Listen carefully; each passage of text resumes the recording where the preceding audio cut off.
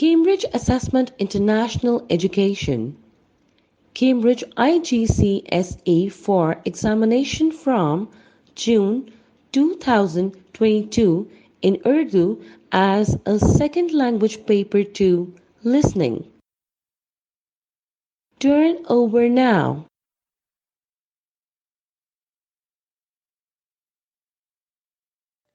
مشق نمبر 1 سوال نمبر 1 تا 8 سوال نمبر 1 تا 8 کے لیے آپ 8 مختلف حصے سنیں گے۔ ہر سوال کا جواب دی گئی لائن پر تحریر کریں۔ آپ کا جواب مختصر ہونا چاہیے۔ آپ ہر حصے کو 2 بار سنیں گے۔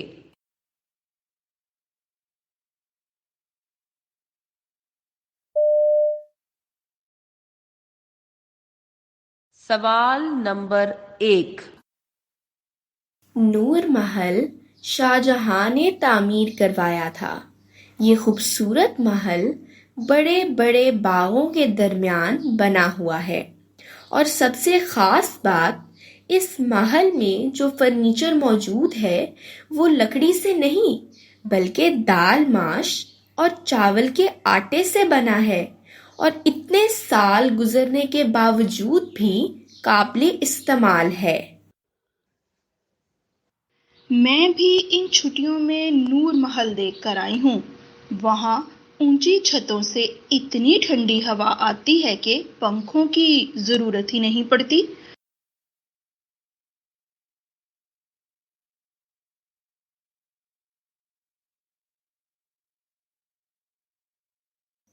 نور محل شاہ جہاں نے تعمیر کروایا تھا۔ یہ خوبصورت محل بڑے بڑے باغوں کے درمیان بنا ہوا ہے، اور سب سے خاص بات اس محل میں جو فرنیچر موجود ہے وہ لکڑی سے نہیں بلکہ دال ماش اور چاول کے آٹے سے بنا ہے، اور اتنے سال گزرنے کے باوجود بھی قابل استعمال ہے۔ میں بھی ان چھٹیوں میں نور محل دیکھ کر آئی ہوں۔ وہاں اونچی چھتوں سے اتنی ٹھنڈی ہوا آتی ہے کہ پنکھوں کی ضرورت ہی نہیں پڑتی۔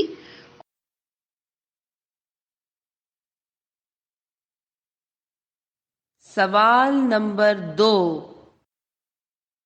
اس مرتبہ ہم نے چھٹیوں میں پشاور جانے کا پروگرام بنایا۔ اتوار کے دن صبح سویرے ہمارے سفر کا آغاز ہوا۔ ابھی آدھا سفر طے کیا تھا کہ تپتی دوپہر میں ٹوٹی پھوٹی سڑک پر ہماری گاڑی کا ٹائر ایک گڑھے میں پھنس گیا۔ ہم بہت پریشان ہوئے۔ ابو اور بھائی نے بار بار کوشش کی لیکن ناکام رہے۔ اچانک وہاں چند مقامی لوگ آ گئے۔ انہوں نے ہماری مدد کی اور ہمارا سفر دوبارہ شروع ہو گیا۔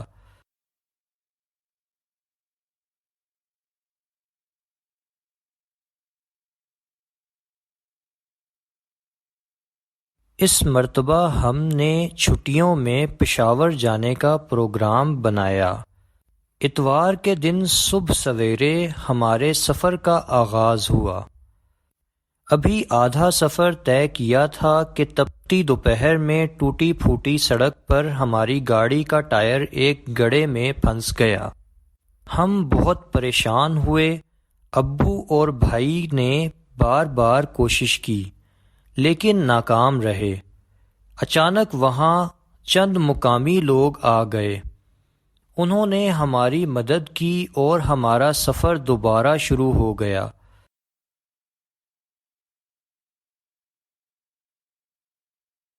سوال نمبر 3 ہوائی جہاز نے تو گھنٹوں کے سفر کو منٹوں میں بدل دیا ہے۔ یوں نہ صرف فاصلے کم کیے ہیں بلکہ اس کی وجہ سے ممالک کی ترقی میں بھی اضافہ ہوا ہے۔ دنیا ایک عالمی گاؤں کی شکل اختیار کر چکی ہے۔ اس سے پہلے دوسرے ملکوں میں آنا جانا، رہنا اور پڑھنا اتنا آسان کبھی نہ تھا۔ سب سے مزے کی بات تو یہ ہے کہ اس کے بیٹھنے کے لیے پرسکون نشستیں اور کھانے پینے کا بہترین انتظام ہوتا ہے، اور بوریت ختم کرنے کے لیے فلمیں بھی دیکھی جا سکتی ہیں، رسالہ پڑھا جا سکتا ہے۔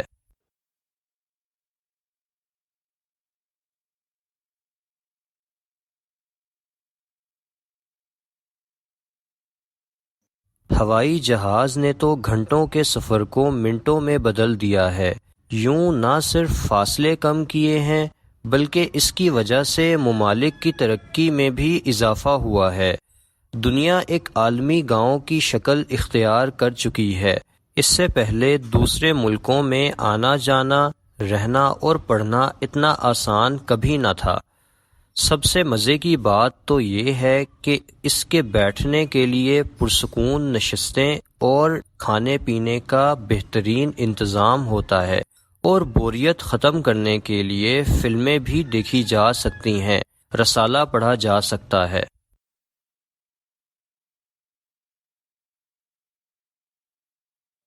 سوال نمبر 4۔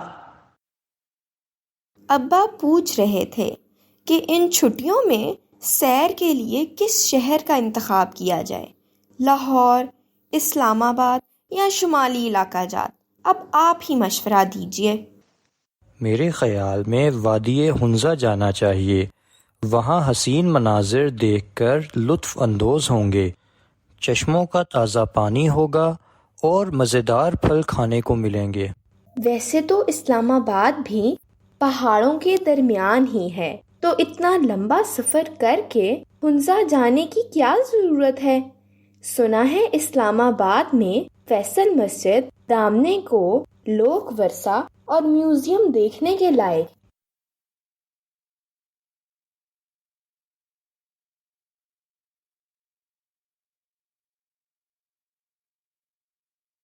ابا پوچھ رہے تھے کہ ان چھٹیوں میں سیر کے لیے کس شہر کا انتخاب کیا جائے، لاہور، اسلام آباد یا شمالی علاقہ جات؟ اب آپ ہی مشورہ دیجیے۔ میرے خیال میں وادی ہنزہ جانا چاہیے، وہاں حسین مناظر دیکھ کر لطف اندوز ہوں گے، چشموں کا تازہ پانی ہوگا اور مزیدار پھل کھانے کو ملیں گے۔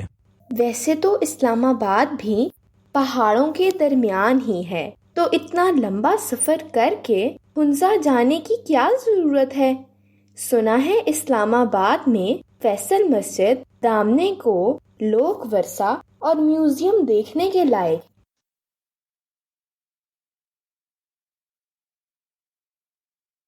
سوال نمبر 5۔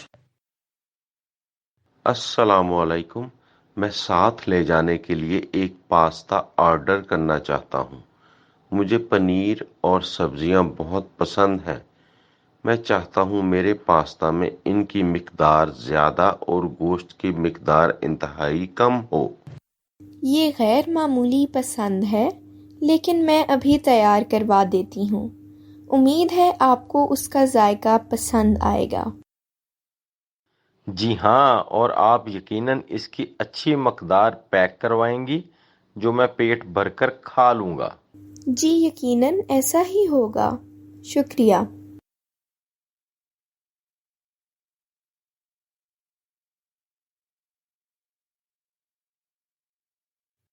السلام علیکم، میں ساتھ لے جانے کے لیے ایک پاستا آرڈر کرنا چاہتا ہوں۔ مجھے پنیر اور سبزیاں بہت پسند ہیں۔ میں چاہتا ہوں میرے پاستا میں ان کی مقدار زیادہ اور گوشت کی مقدار انتہائی کم ہو۔ یہ غیر معمولی پسند ہے، لیکن میں ابھی تیار کروا دیتی ہوں۔ امید ہے آپ کو اس کا ذائقہ پسند آئے گا۔ جی ہاں، اور آپ یقیناً اس کی اچھی مقدار پیک کروائیں گی جو میں پیٹ بھر کر کھا لوں گا۔ جی یقیناً ایسا ہی ہوگا، شکریہ۔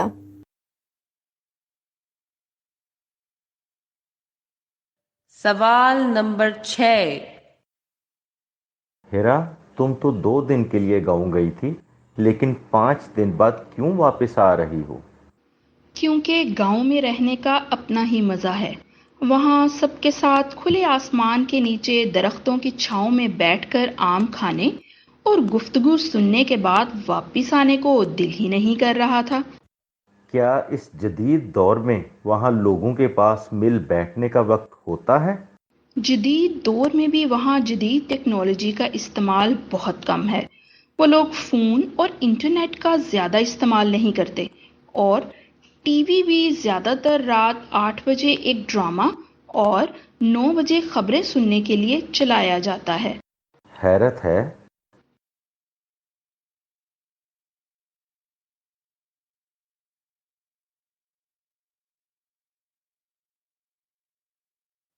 ہیرا، تم تو 2 دن کے لیے گاؤں گئی تھی، لیکن 5 دن بعد کیوں واپس آ رہی ہو؟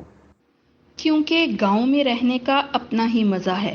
وہاں سب کے ساتھ کھلے آسمان کے نیچے درختوں کی چھاؤں میں بیٹھ کر آم کھانے اور گفتگو سننے کے بعد واپس آنے کو دل ہی نہیں کر رہا تھا۔ کیا اس جدید دور میں وہاں لوگوں کے پاس مل بیٹھنے کا وقت ہوتا ہے؟ جدید دور میں بھی وہاں جدید ٹیکنالوجی کا استعمال بہت کم ہے۔ وہ لوگ فون اور انٹرنیٹ کا زیادہ استعمال نہیں کرتے، اور ٹی وی بھی زیادہ تر رات 8 بجے ایک ڈرامہ اور 9 بجے خبریں سننے کے لیے چلایا جاتا ہے۔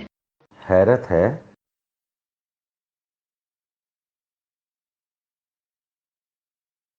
سوال نمبر 7۔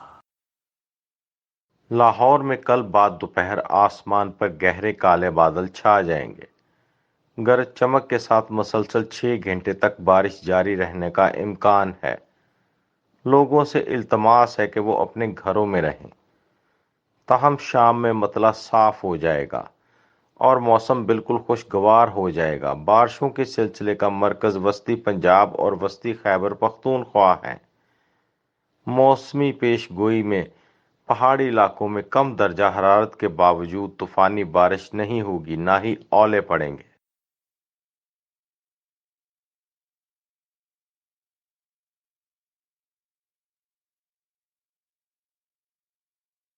لاہور میں کل بعد دوپہر آسمان پر گہرے کالے بادل چھا جائیں گے۔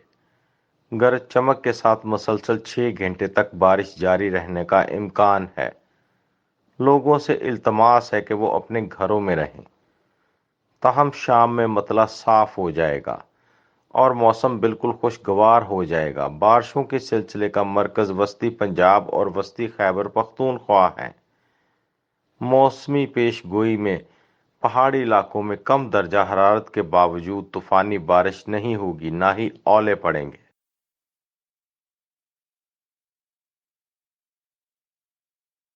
سوال نمبر 8۔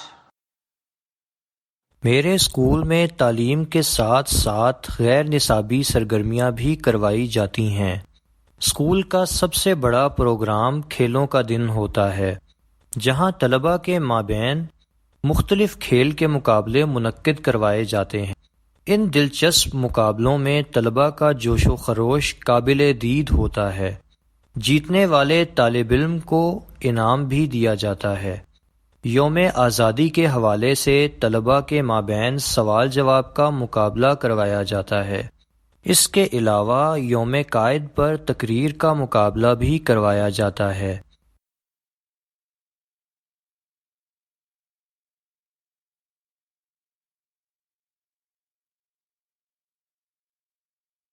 میرے اسکول میں تعلیم کے ساتھ ساتھ غیر نصابی سرگرمیاں بھی کروائی جاتی ہیں۔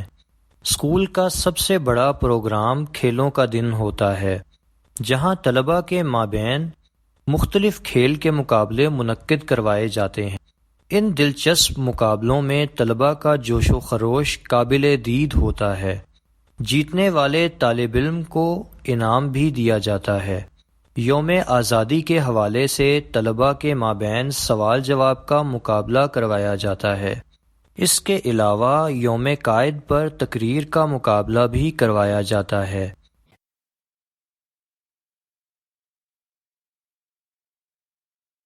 مشق نمبر 1 ختم ہوئی۔ اب آپ تھوڑی دیر میں مشق نمبر 2 سنیں گے۔ پرچے میں دیے گئے مشق نمبر 2 کے سوالات پڑھیں۔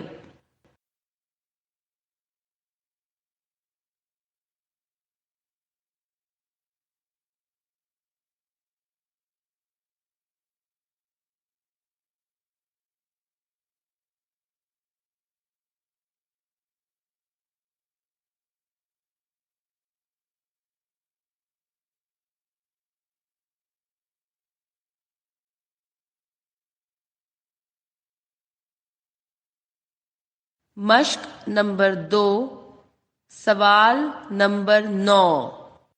خدمت خلق پر ایک رپورٹ سنیں اور نیچے دیے گئے جملے 1 یا 2 الفاظ لکھ کر مکمل کریں۔ آپ یہ رپورٹ 2 بار سنیں گے۔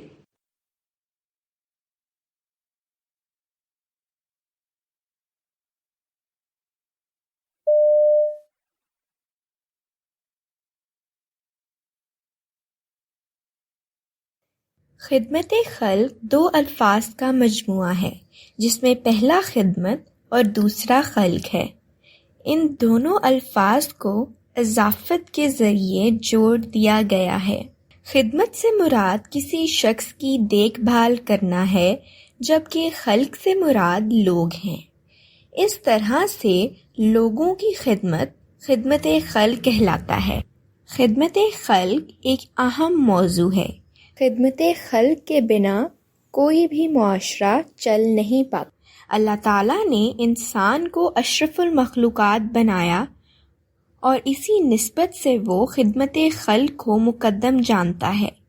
اسے انسانی فطرت کا سب سے اہم وصف بھی قرار دیا جا سکتا ہے۔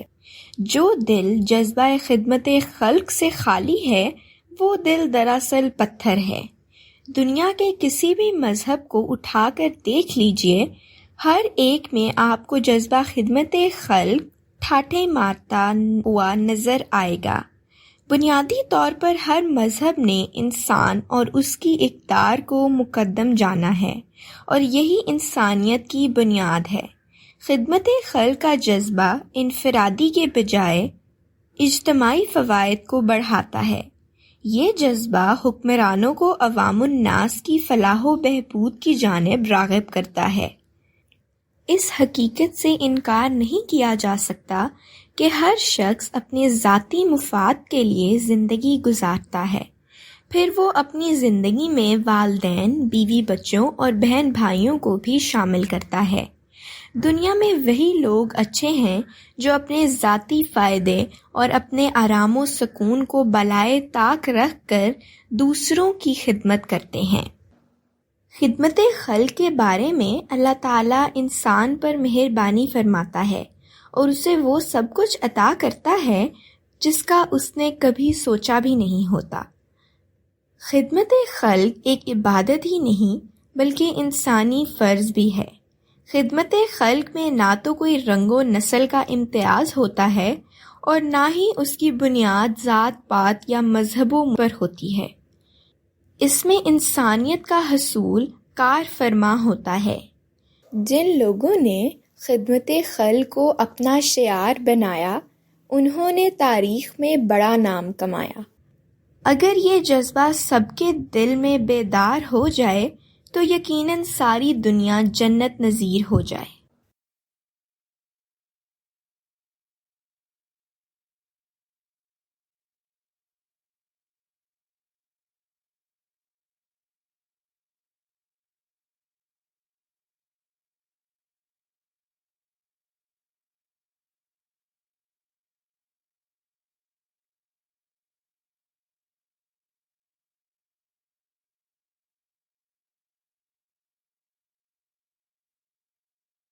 اب آپ یہ رپورٹ دوبارہ سنیں۔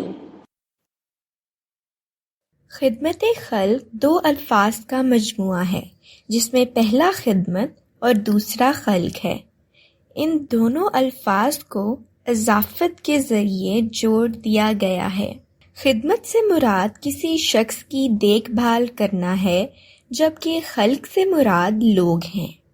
اس طرح سے لوگوں کی خدمت خدمت خلق کہلاتا ہے۔ خدمت خلق ایک اہم موضوع ہے۔ خدمت خلق کے بنا کوئی بھی معاشرہ چل نہیں پاتا۔ اللہ تعالیٰ نے انسان کو اشرف المخلوقات بنایا اور اسی نسبت سے وہ خدمت خلق کو مقدم جانتا ہے۔ اسے انسانی فطرت کا سب سے اہم وصف بھی قرار دیا جا سکتا ہے۔ جو دل جذبہ خدمت خلق سے خالی ہے وہ دل دراصل پتھر ہے۔ دنیا کے کسی بھی مذہب کو اٹھا کر دیکھ لیجئے، ہر ایک میں آپ کو جذبہ خدمت خلق ٹھاٹھے مارتا ہوا نظر آئے گا۔ بنیادی طور پر ہر مذہب نے انسان اور اس کی اقدار کو مقدم جانا ہے، اور یہی انسانیت کی بنیاد ہے۔ خدمت خلق کا جذبہ انفرادی کے بجائے اجتماعی فوائد کو بڑھاتا ہے۔ یہ جذبہ حکمرانوں کو عوام الناس کی فلاح و بہبود کی جانب راغب کرتا ہے۔ اس حقیقت سے انکار نہیں کیا جا سکتا کہ ہر شخص اپنے ذاتی مفاد کے لیے زندگی گزارتا ہے، پھر وہ اپنی زندگی میں والدین، بیوی بچوں اور بہن بھائیوں کو بھی شامل کرتا ہے۔ دنیا میں وہی لوگ اچھے ہیں جو اپنے ذاتی فائدے اور اپنے آرام و سکون کو بالائے طاق رکھ کر دوسروں کی خدمت کرتے ہیں۔ خدمت خلق کے بارے میں اللہ تعالیٰ انسان پر مہربانی فرماتا ہے اور اسے وہ سب کچھ عطا کرتا ہے جس کا اس نے کبھی سوچا بھی نہیں ہوتا۔ خدمت خلق ایک عبادت ہی نہیں بلکہ انسانی فرض بھی ہے۔ خدمت خلق میں نہ تو کوئی رنگ و نسل کا امتیاز ہوتا ہے اور نہ ہی اس کی بنیاد ذات پات یا مذہبوں پر ہوتی ہے۔ اس میں انسانیت کا حصول کار فرما ہوتا ہے۔ جن لوگوں نے خدمت خلق کو اپنا شعار بنایا انہوں نے تاریخ میں بڑا نام کمایا۔ اگر یہ جذبہ سب کے دل میں بیدار ہو جائے تو یقیناً ساری دنیا جنت نظیر ہو جائے۔ مشق نمبر 2 ختم ہوئی۔ اب آپ تھوڑی دیر میں مشق نمبر 3 سنیں گے۔ پرچے میں دیے گئے مشق نمبر 3 کے سوالات پڑھیں۔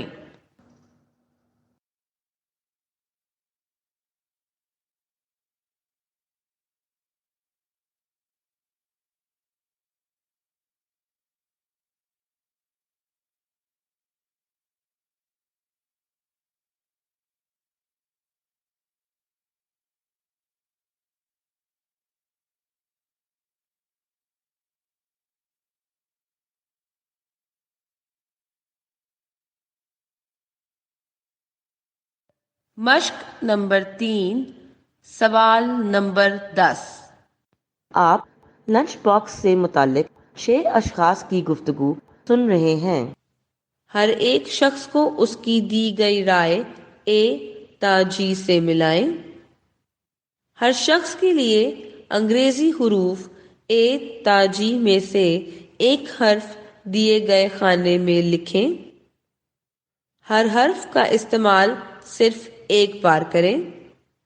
ایک حرف اضافی ہے جسے استعمال کرنے کی ضرورت نہیں ہے۔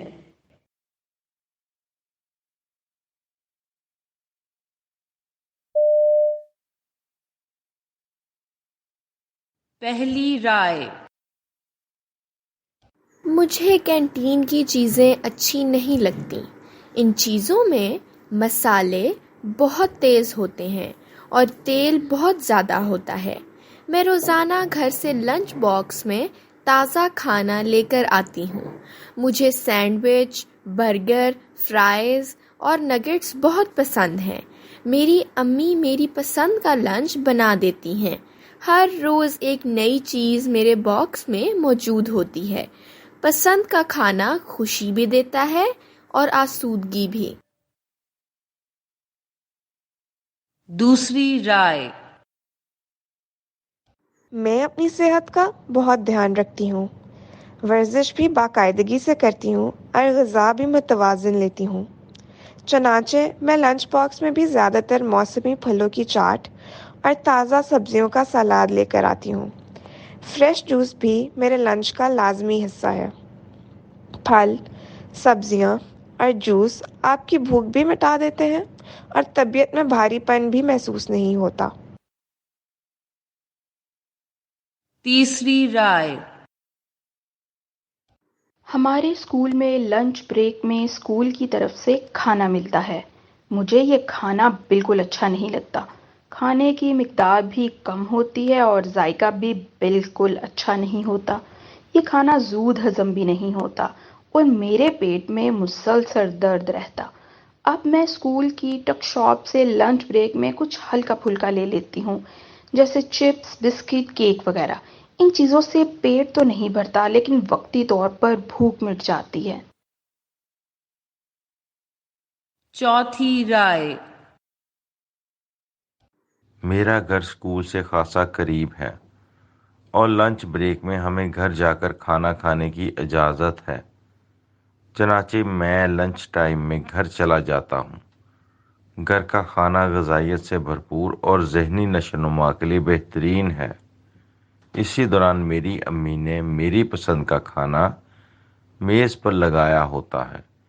ہم دونوں مل کر لنچ کرتے ہیں، پھر میں بریک ختم ہونے سے پہلے اسکول واپس آ جاتا ہوں۔ پانچویں رائے۔ ہمارے اسکول میں لنچ بریک میں اسکول کی طرف سے بچوں کو تازہ اور حلال کھانا فراہم کیا جاتا ہے۔ کھانا بہت مزیدار ہوتا ہے اور قیمت بھی نہایت مناسب ہوتی ہے۔ میں گھر سے لنچ باکس نہیں لاتی بلکہ یہیں سے بریک میں لنچ لے لیتی ہوں۔ ہمیں ہر روز نت نئی چیزیں ملتی ہیں جن میں سینڈوچ، برگر، شاورما شامل ہیں، اور یہ تمام چیزیں میری پسندیدہ ہیں۔ چھٹی رائے۔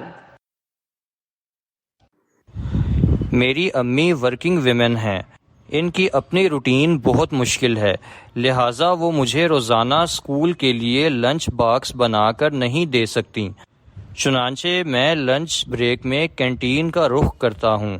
مجھے کینٹین سے جو بھی مل جائے میں خرید کر کھا لیتا ہوں۔ کبھی کبھار امی کے پاس ٹائم ہو تو وہ مجھے لنچ باکس بنا دیتی ہیں۔ اس دن میں لنچ بہت خوشی سے کرتا ہوں کیونکہ مجھے گھر کا بنا لنچ بے حد مرغوب ہے۔ اب آپ یہ گفتگو دوبارہ سنیں۔ پہلی رائے۔ مجھے کینٹین کی چیزیں اچھی نہیں لگتی۔ ان چیزوں میں مسالے بہت تیز ہوتے ہیں اور تیل بہت زیادہ ہوتا ہے۔ میں روزانہ گھر سے لنچ باکس میں تازہ کھانا لے کر آتی ہوں۔ مجھے سینڈوچ، برگر، فرائز اور نگٹس بہت پسند ہیں۔ میری امی میری پسند کا لنچ بنا دیتی ہیں۔ ہر روز ایک نئی چیز میرے باکس میں موجود ہوتی ہے۔ پسند کا کھانا خوشی بھی دیتا ہے اور آسودگی بھی۔ دوسری رائے۔ میں اپنی صحت کا بہت دھیان رکھتی ہوں۔ ورزش بھی باقاعدگی سے کرتی ہوں اور غذا بھی متوازن لیتی ہوں۔ چنانچہ میں لنچ باکس میں بھی زیادہ تر موسمی پھلوں کی چاٹ اور تازہ سبزیوں کا سلاد لے کر آتی ہوں۔ فریش جوس بھی میرے لنچ کا لازمی حصہ ہے۔ پھل، سبزیاں اور جوس آپ کی بھوک بھی مٹا دیتے ہیں اور طبیعت میں بھاری پن بھی محسوس نہیں ہوتا۔ تیسری رائے۔ ہمارے اسکول میں لنچ بریک میں اسکول کی طرف سے کھانا ملتا ہے۔ مجھے یہ کھانا بالکل اچھا نہیں لگتا۔ کھانے کی مقدار بھی کم ہوتی ہے اور ذائقہ بھی بالکل اچھا نہیں ہوتا۔ یہ کھانا زود ہضم بھی نہیں ہوتا اور میرے پیٹ میں مسلسل درد رہتا۔ اب میں اسکول کی ٹک شاپ سے لنچ بریک میں کچھ ہلکا پھلکا لے لیتی ہوں، جیسے چپس، بسکٹ، کیک وغیرہ۔ ان چیزوں سے پیٹ تو نہیں بھرتا لیکن وقتی طور پر بھوک مٹ جاتی ہے۔ چوتھی رائے۔ میرا گھر اسکول سے خاصا قریب ہے اور لنچ بریک میں ہمیں گھر جا کر کھانا کھانے کی اجازت ہے۔ چنانچہ میں لنچ ٹائم میں گھر چلا جاتا ہوں۔ گھر کا کھانا غذائیت سے بھرپور اور ذہنی نشو و نما کے لیے بہترین ہے۔ اسی دوران میری امی نے میری پسند کا کھانا میز پر لگایا ہوتا ہے۔ ہم دونوں مل کر لنچ کرتے ہیں، پھر میں بریک ختم ہونے سے پہلے اسکول واپس آ جاتا ہوں۔ 5ویں رائے۔ ہمارے اسکول میں لنچ بریک میں اسکول کی طرف سے بچوں کو تازہ اور حلال کھانا فراہم کیا جاتا ہے۔ کھانا بہت مزیدار ہوتا ہے اور قیمت بھی نہایت مناسب ہوتی ہے۔ میں گھر سے لنچ باکس نہیں لاتی بلکہ یہیں سے بریک میں لنچ لے لیتی ہوں۔ ہمیں ہر روز نت نئی چیزیں ملتی ہیں جن میں سینڈوچ، برگر، شاورما شامل ہیں، اور یہ تمام چیزیں میری پسندیدہ ہیں۔ 6ٹھی رائے۔ میری امی ورکنگ ویمن ہیں، ان کی اپنی روٹین بہت مشکل ہے، لہٰذا وہ مجھے روزانہ اسکول کے لیے لنچ باکس بنا کر نہیں دے سکتی۔ چنانچہ میں لنچ بریک میں کینٹین کا رخ کرتا ہوں۔ مجھے کینٹین سے جو بھی مل جائے میں خرید کر کھا لیتا ہوں۔ کبھی کبھار امی کے پاس ٹائم ہو تو وہ مجھے لنچ باکس بنا دیتی ہیں۔ اس دن میں لنچ بہت خوشی سے کرتا ہوں کیونکہ مجھے گھر کا بنا لنچ بے حد مرغوب ہے۔ مشق نمبر 3 ختم ہوئی۔ اب آپ تھوڑی دیر میں مشق نمبر 4 سنیں گے۔ پرچے میں دیے گئے مشق نمبر 4 کے سوالات پڑھیں۔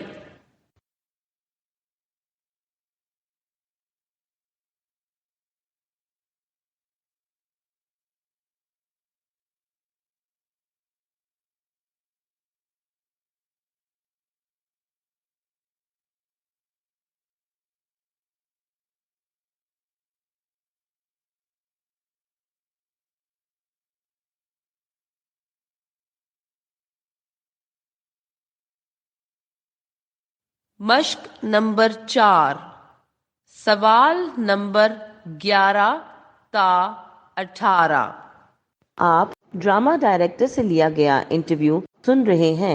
گفتگو سن کر ہر سوال کے لیے اے، بی، سی میں سے صحیح جواب کے سامنے دیے گئے خانے میں ٹک کا نشان لگائیں۔ آپ یہ گفتگو 2 بار سنیں گے۔ ہدایت کار صاحب، سب سے پہلے تو یہ بتائیں کہ آپ ڈرامہ کی ڈائریکشن کے شعبہ میں کب سے ہیں اور اب تک کتنے ڈرامے ڈائریکٹ کر چکے ہیں؟ مجھے ڈرامہ ڈائریکٹ کرتے ہوئے 15 سال ہو چکے ہیں۔ میں نے اس شعبہ کے اتار چڑھاؤ کو بھی دیکھا ہے۔ اب تک میں 20 کے قریب ڈرامے ڈائریکٹ کر چکا ہوں۔ کیا ڈرامہ کی بھی کوئی اقسام ہے؟ اور آپ نے ڈرامہ ہی کیوں ڈائریکٹ کیا؟ آپ فلم سازی کی طرف کیوں نہیں آئے؟ جی، آج کل مختلف قسموں اور پلاٹ پر ڈرامے بنتے ہیں۔ پہلے زمانے میں صرف 8 سے 9 بجے کے درمیان ڈرامہ آتا تھا جو ایک ہی طرز پر بنایا جاتا تھا اور چینل بھی ایک ہی ہوتا تھا، لیکن آج کل بے شمار چینلز ہیں اور 7 بجے سے لے کر 10 بجے تک ہر چینل پر ڈرامے نشر کیے جاتے ہیں، جن میں مزاحیہ ڈرامے، ایک قسط پر مبنی ڈرامے، قسط وار ڈرامے اور طویل اقسام پر مبنی ڈرامے جنہیں سوپ بھی کہا جاتا ہے بنائے جاتے ہیں۔ اور جہاں تک صرف ڈرامہ ڈائریکٹ کرنے کی بات ہے تو فلم کی طرف میں اس لیے نہیں گیا کہ جب میں نے ڈائریکشن کا آغاز کیا تھا تب فلم انڈسٹری میں خاص کام نہیں ہو رہا تھا۔ صحیح۔ آپ ڈرامے کی کس قسم کو ڈائریکٹ کر رہے ہیں اور آپ کے ڈراموں کے موضوعات زیادہ تر کیسے ہوتے ہیں اور لوگ کس قسم کی کہانیاں زیادہ پسند کرتے ہیں؟ وقت کے ساتھ ساتھ لوگوں کا رجحان بھی بدلتا رہتا ہے۔ شروع میں لوگ 8 سے 9 بجے کے ڈرامے کو ہی پسند کرتے تھے، لیکن اب کچھ لوگ طویل اقساط کے ڈراموں یعنی سوپ کے ساتھ جڑ جاتے ہیں۔ کچھ لوگ مزاحیہ ڈرامے اور کچھ ایک قسط کے ڈرامے کو پسند کرتے ہیں، تو اس لحاظ سے میں 8 بجے والے ڈرامے زیادہ ڈائریکٹ کرتا ہوں کہ یہ پرائم ٹائم کا ڈرامہ ہوتا ہے اور اس میں ڈائریکٹر پر ذمہ داری بھی زیادہ ہوتی ہے، اور جہاں تک لوگوں کی دلچسپی کی بات ہے تو کچھ لوگ معاشرتی اور گھریلو کہانیوں میں دلچسپی لیتے ہیں اور کچھ طبقے کے لوگ مختلف اور انوکھے موضوعات پر مبنی ڈراموں کو پسند کرتے ہیں۔ ایک اچھا ڈرامہ ڈائریکٹ کرنے کے لیے زیادہ ضروری لوازمات کون سے ہیں اور اچھے ڈرامے کا بجٹ کتنا ہوتا ہے؟ ایک اچھا ڈرامہ ڈائریکٹ کرنے کے لیے ایک اچھی کہانی اور مکالموں کا ہونا بہت ضروری ہے۔ اگر کہانی مضبوط نہیں ہوگی تو ڈائریکٹر بھی فیل ہو جائے گا، اور جس طرح کا کہانی کا موضوع ہوگا ارد گرد کا ماحول بھی ویسا ہی دکھانا پڑے گا، تبھی ایک اچھی ڈائریکشن سامنے آئے گی۔ اداکار بھی اس میں سب سے اہم کردار ادا کرتے ہیں کہ وہ کیسی اداکاری کرتا ہے، اور بجٹ کم سے کم اتنا ہونا چاہیے کہ ڈرامے کے تمام لوازمات کو پورا کیا جا سکے اور ہر منظر کے مطابق اچھا ماحول فراہم کیا جا سکے۔ ڈرامے کی کہانی بھی ڈائریکٹر ہی منتخب کرتا ہے یا پروڈیوسر کہانی کا انتخاب خود کر کے دیتا ہے؟ اسی طرح کرداروں کا انتخاب کیسے ہوتا ہے؟ سب کچھ مشاورت کے ذریعے طے کیا جاتا ہے۔ پروڈیوسر زیادہ تر آئیڈیاز دیتے ہیں، لیکن ان پر عمل درآمد مل کر کیا جاتا ہے۔ بعض اوقات ڈائریکٹر اپنی مرضی سے کہانی یا مکالمے کو آگے پیچھے بھی کر سکتا ہے اور مزید بہتر دکھانے کے لیے تبدیل بھی کر لیتا ہے، اور کرداروں کا انتخاب بجٹ کے حساب سے اور جو اس وقت میسر ہو اس کو دیکھتے ہوئے کیا جاتا ہے۔ آج کل زیادہ تر ڈراموں میں انڈور ڈائریکشن یعنی ایک گھر کے مناظر دیکھنے کو ملتے ہیں، جبکہ آؤٹ ڈور باہر کے مناظر بہت کم ہوتے ہیں۔ کیا باہر کے مناظر کی ڈائریکشن زیادہ مشکل ہے؟ انڈور مناظر میں بجٹ کم استعمال ہوتا ہے، ایک ہی سیٹ تیار کر کے اس میں بے شمار مناظر ڈائریکٹ کر لیے جاتے ہیں، جبکہ آؤٹ ڈور مناظر میں بجٹ کی زیادتی کے ساتھ ساتھ ارد گرد کے ماحول کو سنبھالنا اور ڈرامے کی مناسبت سے تیار کرنا واقعی مشکل ہوتا ہے، اور ڈراموں میں زیادہ تر اب فینٹیسی کو پسند کیا جاتا ہے اور ہر لحاظ سے مناظر کو دکھانے کی کوشش کی جاتی ہے، جس میں ڈرون کیمرے کا استعمال بڑھ گیا ہے۔ اداکار کا رویہ آپ کے ساتھ کیسا ہوتا ہے اور اس کے نخرے کیسے برداشت کرتے ہیں؟ کیا وہ وقت کی پابندی کرتے ہیں؟ اور اس کے علاوہ جو لوگ ڈائریکٹر بننا چاہتے ہیں انہیں کیا مشورہ دیں گے؟ نئے اداکار تو روب میں آ جاتے ہیں اور سارا دن انتظار بھی کرتے رہتے ہیں۔ بڑے بڑے اداکاروں کے نخرے ہوتے ہیں، انہیں الگ سے کمرے بھی چاہیے ہوتے ہیں اور وہ وقت پر بھی کم پہنچتے ہیں، لیکن یہ سب کچھ برداشت کرنا پڑتا ہے، اور نئے لوگوں کو بھی یہی مشورہ دوں گا کہ آپ میں برداشت ہونے کے ساتھ ساتھ یہ لگن ہونی چاہیے کہ آپ اپنے کام کے حوالے سے کوئی بھی کمی مت چھوڑیں، جو محنت کرتا ہے وہ نظر آتی ہے۔ انٹرویو دینے کے لیے بے حد شکریہ۔ آپ کا بھی بہت شکریہ۔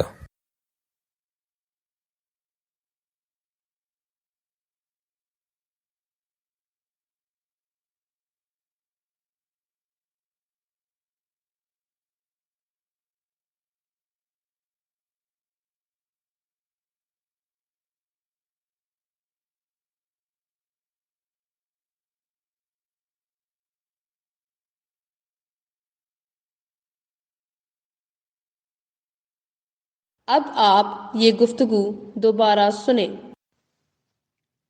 ہدایت کار صاحب، سب سے پہلے تو یہ بتائیں کہ آپ ڈرامہ کی ڈائریکشن کے شعبہ میں کب سے ہیں اور اب تک کتنے ڈرامے ڈائریکٹ کر چکے ہیں؟ مجھے ڈرامہ ڈائریکٹ کرتے ہوئے 15 سال ہو چکے ہیں۔ میں نے اس شعبہ کے اتار چڑھاؤ کو بھی دیکھا ہے۔ اب تک میں 20 کے قریب ڈرامے ڈائریکٹ کر چکا ہوں۔ کیا ڈرامہ کی بھی کوئی اقسام ہے؟ اور آپ نے ڈرامہ ہی کیوں ڈائریکٹ کیا؟ آپ فلم سازی کی طرف کیوں نہیں آئے؟ جی آج کل مختلف قسموں اور پلاٹ پر ڈرامے بنتے ہیں۔ پہلے زمانے میں صرف 8 سے 9 بجے کے درمیان ڈرامہ آتا تھا جو ایک ہی طرز پر بنایا جاتا تھا اور چینل بھی ایک ہی ہوتا تھا، لیکن آج کل بے شمار چینلز ہیں اور 7 بجے سے لے کر 10 بجے تک ہر چینل پر ڈرامے نشر کیے جاتے ہیں، جن میں مزاحیہ ڈرامے، ایک قسط پر مبنی ڈرامے، قسط وار ڈرامے اور طویل اقسام پر مبنی ڈرامے جنہیں سوپ بھی کہا جاتا ہے بنائے جاتے ہیں۔ اور جہاں تک صرف ڈرامہ ڈائریکٹ کرنے کی بات ہے تو فلم کی طرف میں اس لیے نہیں گیا کہ جب میں نے ڈائریکشن کا آغاز کیا تھا تب فلم انڈسٹری میں خاص کام نہیں ہو رہا تھا۔ صحیح۔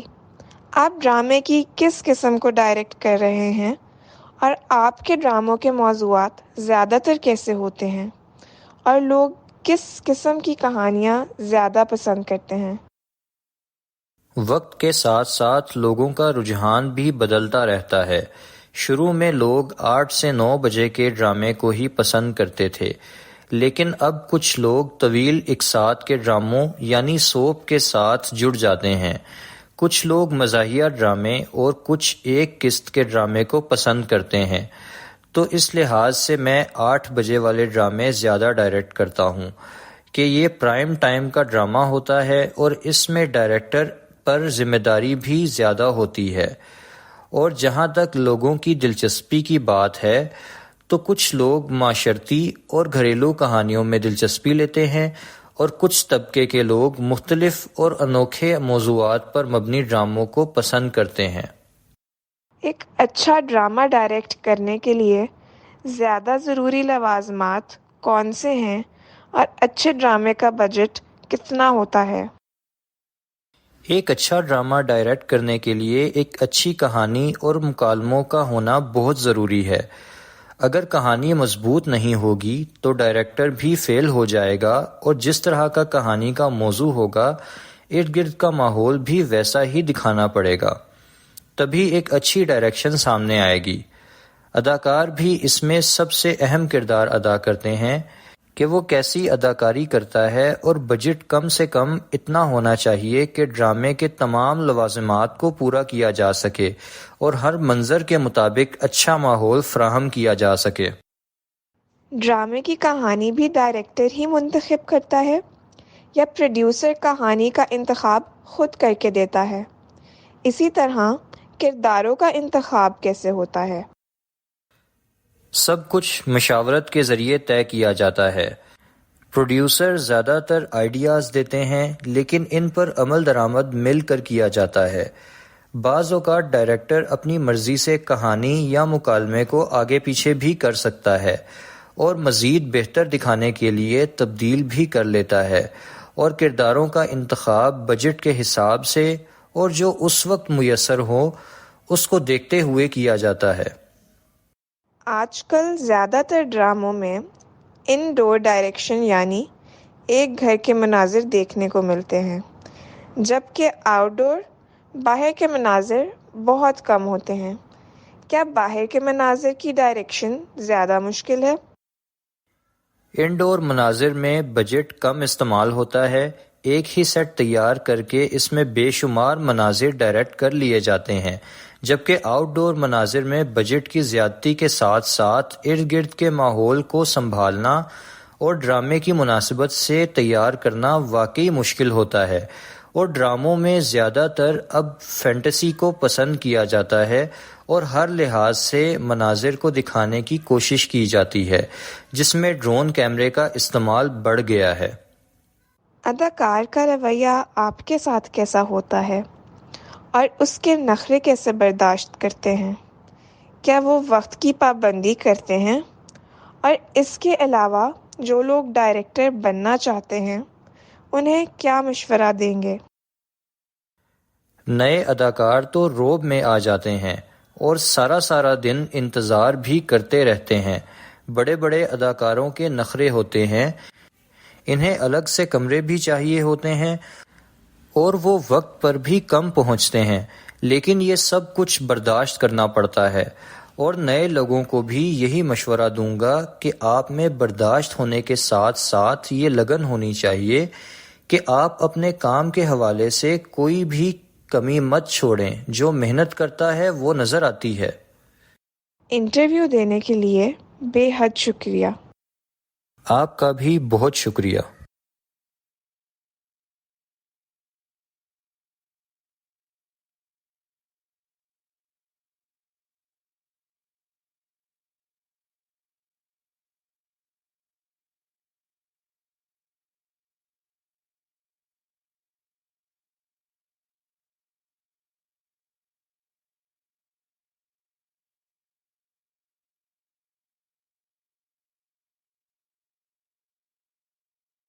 ریکارڈنگ ختم ہوئی اور اس کے ساتھ یہ امتحان بھی ختم ہوا.